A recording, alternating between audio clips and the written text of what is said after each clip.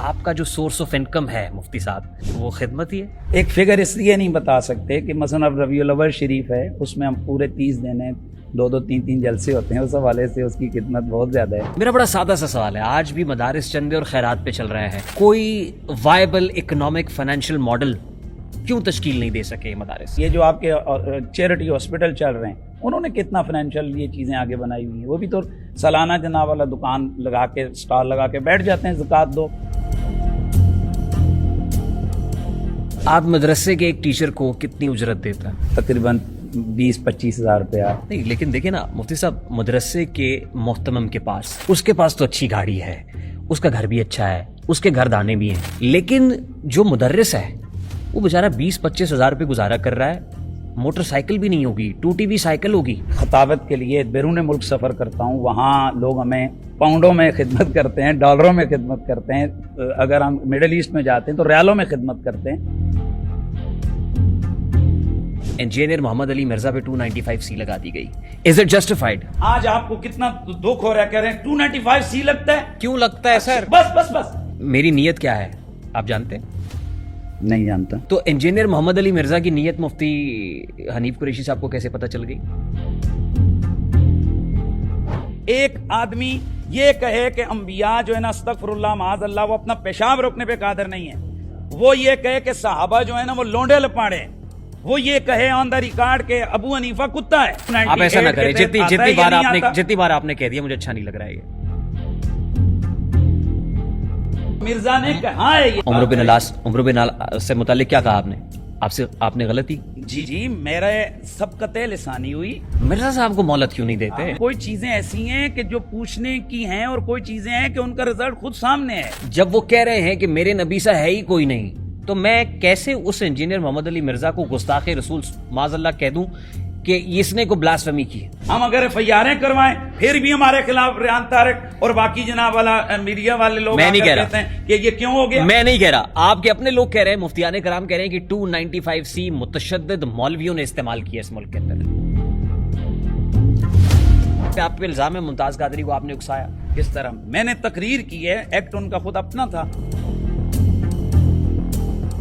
تمام علماء کرام ایک جگہ بیٹھ کے پریس کانفرنس تو کر سکتے ہیں، وہ 26ویں آئینی ترمیم یا 27ویں آئینی ترمیم کا معاملہ ہو یا کسی جماعت کو بین کرنے کا معاملہ ہو، جیسے آپ نے کہا اس معاملے پہ علماء اکٹھے نہیں ہو سکتے۔ ظاہر ہے دنیا کے انتظام و انصرام چلانے کے لیے تو ڈالر اور پاؤنڈ اور یہ سب لیے جا رہے ہیں نا۔ آپ آتے ہوئے خوش ہو کر میرے جیب میں مجھے ہدیات نذرانہ دیتے ہیں، بالکل ثواب بھی ہے اور لینا بھی جائز ہے۔ بخاری شریف میں ہی ہے، ایسے لوگ سب سے بدتر ہیں جو دین کو کمائی کے لیے استعمال کریں۔ اوے چپ خاموش۔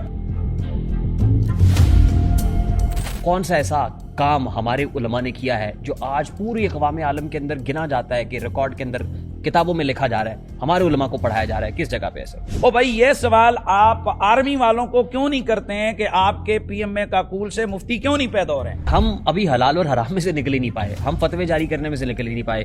وہ فلسفی اور منطق ہم نے سیکھنا شروع کی، لیکن جب وہ سائنس کا دور آیا تو ہم پیچھے رہ گئے۔ مدارس تو بنے ہی کس کے لیے تھے کہ وہ دینی ضرورت پوری کریں۔ مسجد کے اندر ایک بچہ جاتا ہے، اس نے سرخ رنگ کی خدا نہ خواستہ پتلون پہن لی ہے، اس کو ایسی جھڑک پڑتی ہے کہ وہ دوبارہ مسجد میں جاتا نہیں ہے۔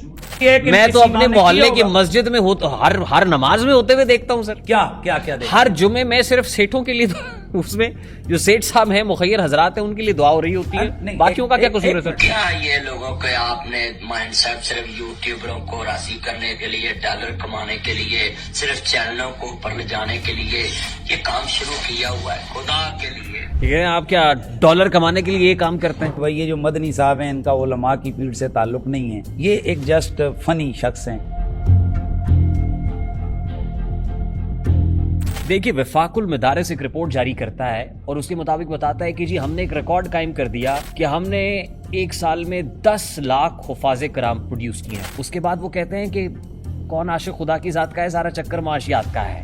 آپ دیکھیں تو صحیح کتنے لوگوں کو قرآن پاک یاد رہتا ہے۔ آج تک آپ کو کہیں پر کوئی یہ کیس رپورٹ ہوا ہو پاکستان میں لاکھوں علماء ہیں کہ فلاں مولوی نے خودکشی کی ہے بوجہ معاشی کمزوری کے. سر مولوی صاحب نے نہیں کیا ہوگا, مولوی صاحب کی بیگم نے بچوں سمیت چھلانگ لگا کے خودکشی کر دی ہوگی کہ مولوی صاحب سے گھر فاقے نہیں. سر میرے علماء مصلحت اندیش ہیں, مصلحت کوشی قومی حمیت کے لیے زہر قاتل ہے. میرا عالم دین خاموش کیوں بیٹھا ہوا ہے جہاں یہ سب کچھ ہو رہا ہے؟ ہمارے معذرت کے ساتھ اس کا وہی جواب ہے کہ جو پیشاب والے گندے نالے نا ان سے مچھلیاں کوئی نہیں تلاش کرتا. کوشچن کریں آپ. میری ادنا سی درخواست یہ ہے ناظر کہ 180 مدارس سے 35,000 مدرسے ہو گئے, لیکن ملک میں لوگوں کو یہ نہیں پتا ہے کہ مرے ہوئے باپ کا غسل کیسے دینا ہے.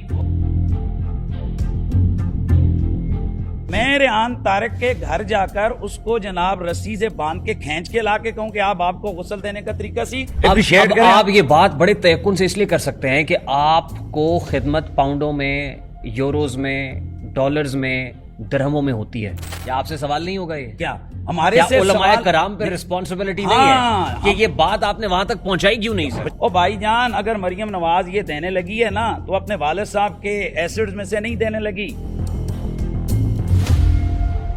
ہمارے ہاں تو ہم اس مسئلے سے نہیں نکل پا رہے کہ اگر کوئی اور مسلک کا آدمی ہماری مسجد میں آگے نماز پڑھ گیا تو ہم نے پوری مسجد کو جب تک غسل نہیں دینا ہے تب تک نماز نہیں ہونی. دوسرے فقہ کا اگر امام آئے گا تو وہ اس طرح سے میرے فقہ کی جزیات کو نہیں پہنچا سکتا. یہ ایک انڈرسٹوڈ سی بات ہے. منفعت ایک ہے, اس قوم کی نقصان بھی ایک, حرم پاک بھی, اللہ بھی, قرآن بھی ایک. کچھ بڑی بات ہی ہوتے جو مسلمان بھی ایک.